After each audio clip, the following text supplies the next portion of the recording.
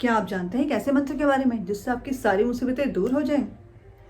मुझे पता है, चलो मैं आपको बताती हूँ। एक बार की बात है, एक नगर में एक राजा रहता था।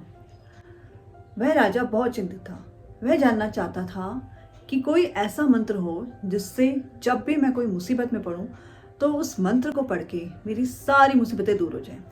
तो वह अपनी सभा बुलाता है। उस सभा में वो अपने सारे मंत्रियों से ये प्रश्न पूछता है कि मुझे एक ऐसे मंत्र के बारे में बताइए जिससे मेरी सारी परेशानियां दूर हो जाएं। तो सारे जो सभाकार होते हैं, जो मंत्री होते हैं, जो उनके विशेषज्ञ होते हैं, सब सोचने लग जाते हैं उस मंत्र के बारे में।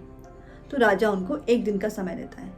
वह उनसे बोलता है कि एक दिन का समय है आपके पास, अगली सुबह मैं दोबारा से सभा रखूंगा, मुझे इस प्रश्न का उत्तर चाहिए। तो जो उनके सलाहकार होते हैं सब किताबें ढूंढने लग जाते हैं, सब अपने गुरुओं से पूछने लग जाते हैं इस मंत्र के बारे में कि ऐसा कोई मंत्र होता है क्या जिससे सारी मुसीबतें दूर हो जाएं। तो उसका जो मंत्री होता है पूरी रात चिंतित रहता है।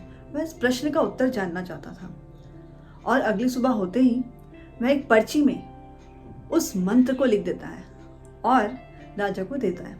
तो राजा उसे बोलता है कि ठीक है, मैं अभी इस मंत्र को नहीं पढ़ूंगा, लेकिन जब मेरे पे कोई बड़ी मुसीबत आएगी तभी मैं इस मंत्र को पढ़ूंगा। वह उस मंत्र की पर्ची को अपने हीरे की अंगूठी में डाल देता है। कुछ समय पश्चात उसके राज्य में दूसरे राज्य से आक्रमण होता है।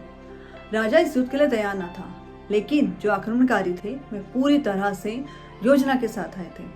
वह उसके पूरे राज्य में कब्जा कर लेते हैं। राजा कुछ नहीं कर पाता। राजा एक गुप्त रास्ते से वहां से भाग निकलने की कोशिश करता है। दूसरे राज्य के जो आक्रमणकारी थे वो भी उसका पीछा करते हैं, परंतु राजा बच निकलता है। वह सोचने लगता है कि कल तक तो कुछ भी नहीं था, अचानक से उसके राज्य में आक्रमण कैसे हो गया। तब वह सोचता है कि जरूर उसके राज्य के कुछ लोग उनसे मिले हुए होंगे। वह उस समय बहुत परेशान होता है। तभी उसे याद आता है उस मंत्र के बारे में जिसे उसके मंत्री ने उसे दिया था।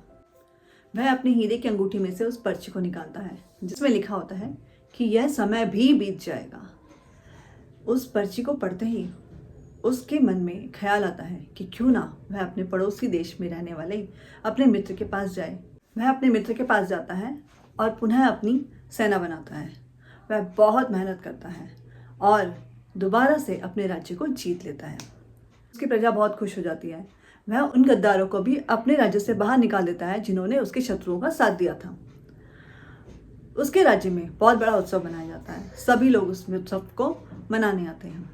तो उस दिन राजा बहुत ही गर्व से यह घोषणा करता है कि मैं एक शक्तिशाली क्षत्रिय हूँ, मुझसे बड़ा और क्षत्रिय कोई नहीं है। तभी सूर्य की चमक उसकी उस हीरे की अंगूठी पे पड़ती है और उसे याद आ जाता है वह मंत्र कि यह समय भी बीत जाएगा।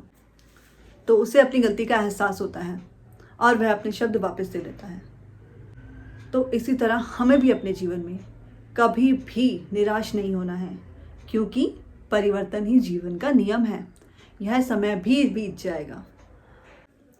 आशा करती हूँ कि आपको मेरी यह स्टोरी पसंद आई होगी और यह मंत्र हमेशा याद रखिएगा। तो मिलते हैं दूसरी स्टोरी पे। नमस्कार।